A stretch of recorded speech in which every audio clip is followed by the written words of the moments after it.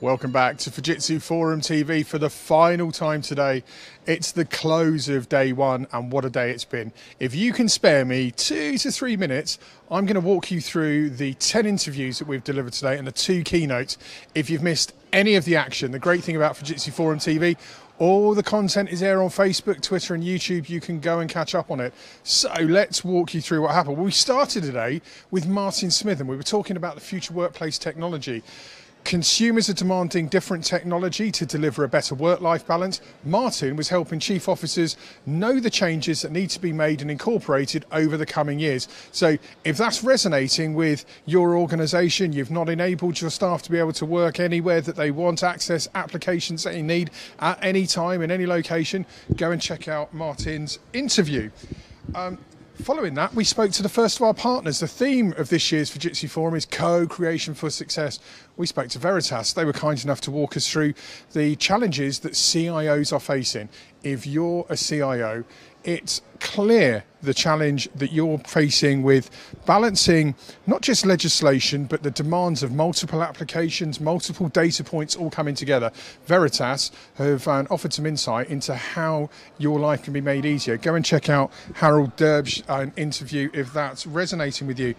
Staying on the trend of partners, next, we spoke to Citrix in a couple of interviews. We were kind enough to be joined by Chris Fry from Citrix and Masako Takaji. They were joined by Annette Kuhn from Fujitsu. We were looking at the whole landscape of collaboration, security, efficiency, productivity. How do we deliver what the business needs, but doing so in a way that's super secure so the boardroom are happy and content.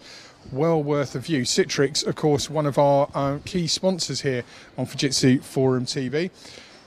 We followed that up straight away with another interview with Citrix, but this one was also joined by Nick, who's an analyst from PAC, and Alexandra Homer from Fujitsu.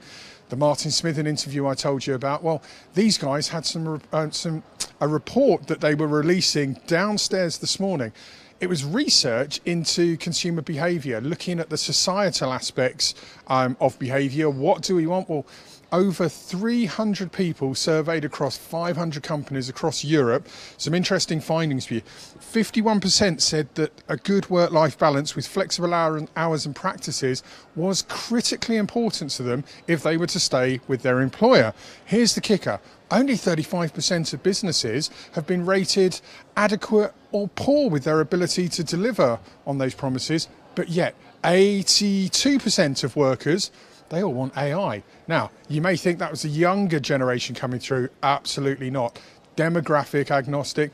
Everyone recognises the power of AI, particularly within digital assistance. So part of the challenge for business is to figure out how that thinking can be applied and how that innovation can deliver within businesses. Moving on to probably the high point of today. It's not melodramatic to say that the standout moment was the opening keynote with President Tanaka and Duncan Tate, co-creation for success.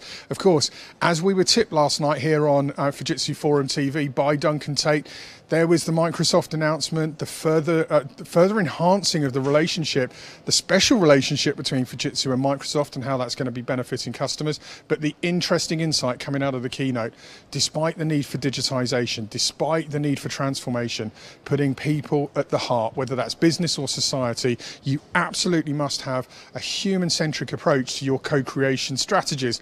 Well worth a view. If you're a chief officer, it's 40 minutes of your time, but these are 2 of the world's leading thought leaders in their space. Go and give it a view. You will not be disappointed. Following on the back of that, we caught up. Cloud has been a theme coming out of Fujitsu Forum. It's really exploded.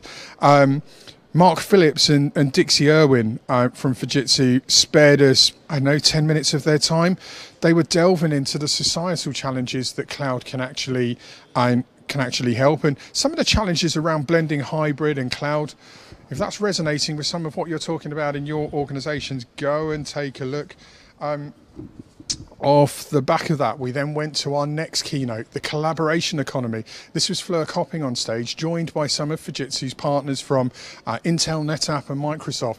They were looking at the digital ecosystems, the requirement for it, and how it delivers on co-creation strategies. Again, if you want to understand why 4 of the world's biggest technology companies are working together and deliver an impactful benefit to all of their customers, and why they all agree that this co-creation approach is critical to the future of business, you should go and cast an eye on that. You'll find all the content, of course, across Facebook, Twitter and YouTube.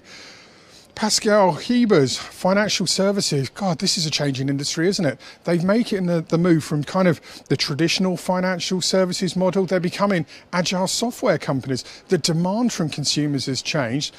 Emerging banks, emerging digital disruptors, get my words out, easy for me to say.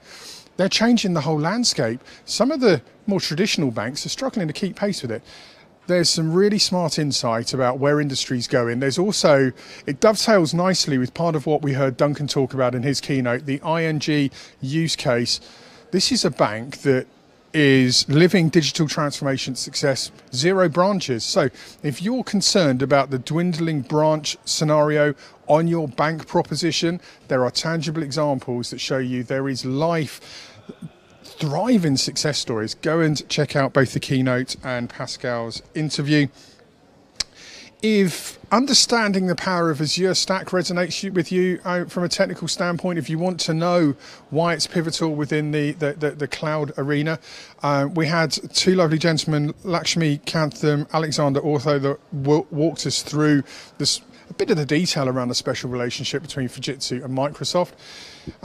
Unlocking the power of Azure is something that will resonate with some. Go and check out that interview if so. Jason Daniels, staying on cloud. And yes, I do believe I said in an interview, when 2 clouds come together, it normally means bad weather. But hopefully we're not going to rain on your Fujitsu Forum 2018 parade. I was going to get a pun in somewhere, wasn't I? But Jason Daniels, he delves into the aspect of cloud native. It's a term that gets bandied around a lot, but it's a complicated term. Doesn't need to be. He cleaned that all up for us, brought sense to the scenario, and he actually told us about key challenges that are happening. I really like this interview. There's tangibility to it.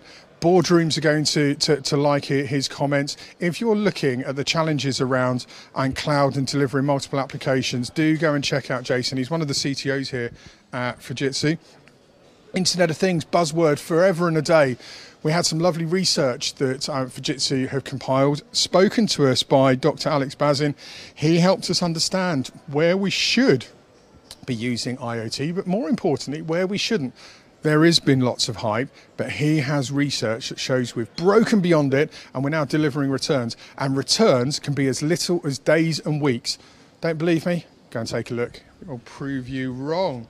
That brought me on to manufacturing. This was a really intriguing one. Manufacturing, an industry pumped billions into the factories of the past, but a lot of that equipment, whilst automated, hasn't been delivering the data we need to drive business intelligence. They've got to pump more billions in, haven't they? Well, how do you balance the P&L?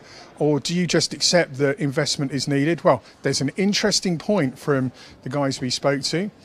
It's not investment if you're looking at it from a cost perspective, or if you're looking at a cost perspective, you're always going to be saying, well, here's an investment, I need a monetary return. But returns come in various guises. Productivity, efficiency. They actually have 1, 2, maybe 3 examples of where returns are coming. There's a lovely example that Johan Carsten shared with us. Trees, paper, Amazon, go and take a look at it. They're using IoT to actually inform when they should be producing paper versus where they shouldn't. It means that rain is no longer driving the cost of paper up. Well worth a view. Some of Ravi's own points on where the future of manufacturing is going are worth taking a look at. He's hypothesized around the technologies that will be impacting us for the next 3 or 4 years. That's ahead of a lovely automotive interview tomorrow. There's real synergy between manufacturing and automotive, of course. God, there we go. How many was that? 9 interviews today, 2 keynotes. Not a bad day, was it? We do it all again tomorrow. We're live from 0850. If we get an agenda, we'll see if we can get it up on screen for you. There we go. So we open up at 0850, but the first interview is 9 o'clock. Same format as today. Some of the interviews are vertical specific. Some of them are business specific. All you need to do is take a look at the interviews that you think resonate with you. Join us. Mustn't forget about the afternoon keynote. We've got Dr. Joseph Rieger. He is helping us understand that blockchain is not just crypto. There is far more that we can get from blockchain. Join us for that one tomorrow afternoon. It's going to be another cracking day on Fujitsu Forum TV. See you in the morning.